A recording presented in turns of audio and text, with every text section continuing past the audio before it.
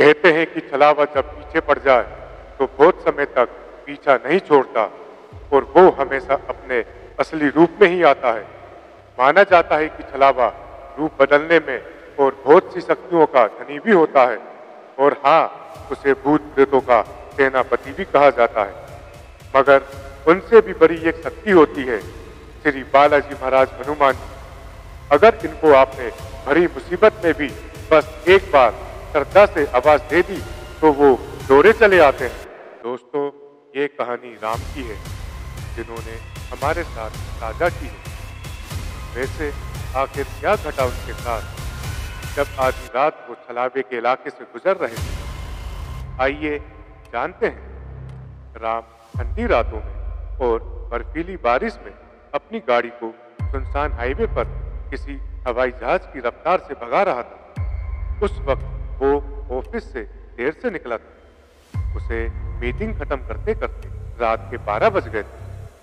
उसको अपने घर पहुंचने में लगभग 1 घंटा लगता अगर वो ठीक सीधे रास्ते से अपने घर को जाता, पर कहीं ना कहीं उसे एक शॉर्टकट पता था जिससे कि वो कम से कम समय में आधे घंटे में अपने घर पहुंच जाता। राम आज काफी थका हुआ था तो उसने शॉर्टकट रास्ते से जाना ही ठीक समझा, लेकिन उसने गाड़ी को मोड़ने से पहले देखा था कि सामने ठीक वहीं पर एक बोर्ड था जिस पर लाल अक्षरों में साफ साफ लिखा था कि शाम 6 बजे से सुबह 6 बजे के बीच इस रास्ते से गुजरना मना है।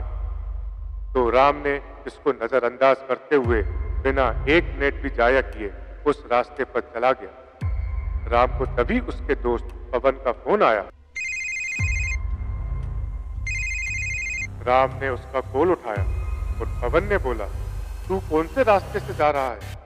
तो राम ने कहा, तुझे तो पता है यार, आज मीटिंग में लेट हो गया था और मैं बहुत थक भी गया था, तो रास्ते में एक शॉर्टकट पड़ा तो वहीं से गाड़ी मोड़ ली।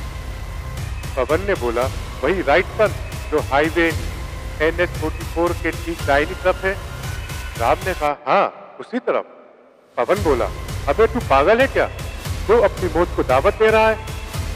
पवन ने इतना कहा ही था कि राम की कार के म्यूजिक सिस्टम में एक अजीब सी खराबी और घरघराहट की आवाज उत्पन्न होने लगी। यकीन मानिए, म्यूजिक सिस्टम एकदम से बंद पड़ गया था। राम कुछ समझ पाता उसे ठीक उसके सामने एक औरत खड़ी दिखी। राम ने तुरंत ही गाड़ी का ब्रेक मारा और गाड़ी से उतरकर उस औरत के पास जाकर गुस्से में बोला, कौन हो तुम? अगर मरना ही है तो हाईवे पर जाकर मरो ना, इस सुनसान इलाके पर नहीं। वो औरत बोली, मरना तो चाहती हूँ अगर तुम हाईवे तक छोड़ दो। इतना कहकर उस औरत ने राम की तरफ जैसे ही देखा तो मानो राम के शरीर में जान ही नहीं, बातों तो खून नहीं। राम कुछ समझ पाता वो औरत हंसते हंसते राम के पास आने लगी। जब राम ने ये देखा तो वो तुरंत ही अपनी गाड़ी की ओर भागा। वो गाड़ी के अंदर बैठकर गाड़ी स्टार्ट करी और फुल स्पीड में गाड़ी भगाने लगा। पर ये क्या, जितनी तेज राम गाड़ी भगा रहा था उससे भी तेज गति से वो औरत उसकी गाड़ी के साथ साथ भाग रही थी। ये देखकर राम और भी डर गया। वो औरत बोली जा रही थी कि तू आज यहाँ से जिंदा नहीं जाएगा और अपनी तेज हंसी के साथ भाग रही थी। राम जितना भी आगे जाता वो फिर से वहीं आ जाता जहां से उसे वो औरत मिली थी। राम समझ गया था कि वो अब जिंदा नहीं बचेगा। उसने अपनी गाड़ी रोकी और बाहर निकला, क्योंकि उसको कहीं ना कहीं लग रहा था कि वो कितनी भी कोशिश कर ले वो नहीं बच पाएगा। पर ये क्या, राम ये सब सोच ही रहा था कि अचानक से एक हाथ आया और उसका गला दबाने लगा। राम ने अपने बचाव के लिए कुछ नहीं करा, क्योंकि उसको पता था कि उसका बचना नामुमकिन है। पर कहते हैं ना, कोई ये वही जो राम रुचि रहा था। राम को उसके माता पिता, भाई, दोस्त और उसकी पत्नी जो मायके जा रखी थी, सब उसकी आंखों के सामने नजर आने लगे। पर यह क्या, उसको ऐसा क्या नजर आया जिसने राम पर दोबारा जान डाल दी? दोस्तों, आप लोगों को बता दूं, राम पहले हनुमान जी का भक्त था, पर गलत संगत पर आकर उसने भक्ति करना छोड़ दी थी। और उस समय राम को हनुमान जी का ध्यान आया था कि वो कैसे हनुमान जी का पूजा पाठ किया करता था। दोस्तों, राम ने आंखें बंद करके हनुमान जी से अपने गुनाह की माफी मांगी और क्षमा याचना की और बोला, हे महाबली, मुझे पता है कि मैं नहीं बच पाऊंगा। हो सके तो मुझे माफ करना और मेरे परिवार का ध्यान रखना। और उसने अपनी बची हुई शक्ति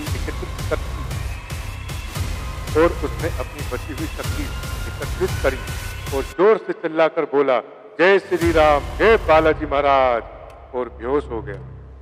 पर जब उसको होश आया तो वो घर पर था। उसे कुछ समझ नहीं आया।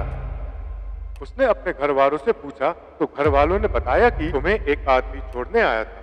वो बोल रहा था कि तुम उससे रास्ते में अपनी कार के पास बेहोश मिले थे। राम की माँ बोली, उस आदमी को हमने चाय भी पिलाई थी क्योंकि बाहर बहुत ठंड थी और पानी भी गिर रहा था। और जब उससे उसकी उम्र पूछी तो उसने हंसते हुए कहा कि 2 युग, और फिर वो चला गया। राम को बस इतना ही सुनना था कि उसकी आंखों में आंसू आ गए। उसने हाथ जोड़कर मनी मन हनुमान जी को धन्यवाद किया और अपने गुनाह की माफी मांगी। तो दोस्तों, यहाँ आप लोग को बता दें कि 2 युग को कहा गया है। जैसे कि आप लोग को पता है, सबसे पहला युग आता है सतयुग, दूसरा त्रेता युग, तीसरा द्वापर युग और चौथा कलयुग। तो दोस्तों, आप समझ गए होंगे दूसरा युग है त्रेता युग। तो राम को बचाने के लिए कौन आया था? दोस्तों, अगर आपको ये वीडियो अच्छी लगी हो तो प्लीज मेरे चैनल को सब्सक्राइब करें और बेल आइकन दबाना ना भूलें ताकि आने वाली नई वीडियो सबसे पहले आप लोग तक पहुंच सके। अब मुझे इजाजत दीजिए, मिलते हैं ऐसी एक सच्ची घटना में। जय श्री राम, जय बालाजी महाराज।